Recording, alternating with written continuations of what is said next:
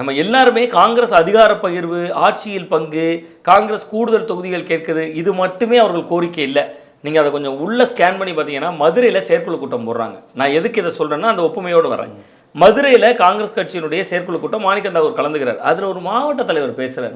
அவர் என்ன சொல்கிறார் நீங்கள் நுட்பமாக கவனிச்சிங்கன்னா தெரியும்.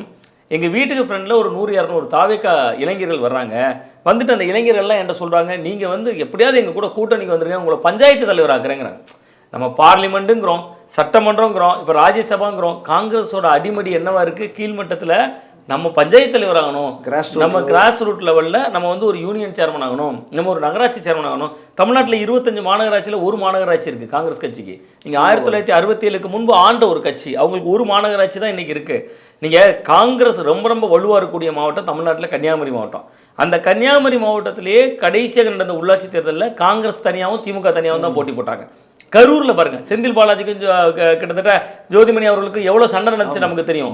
வள்ளி போட்டாங்க. அது உள்ளாட்சி தேர்தலை மையப்படுத்தி தான். ஸோ அப்போ அவங்களுக்கு இலக்கு என்பது காங்கிரஸ் இப்போ வந்து ஒரு தெளிவான ஒரு நிலைப்பாட்டில் இருக்காங்க. அது ராகுல் காந்தியுடைய நிலைப்பாடு என்பதாகத்தான் என் பார்வை. திமுகவோடு தான் உறவு தொடரும், அதில் எனக்கு சந்தேகம் இல்லை.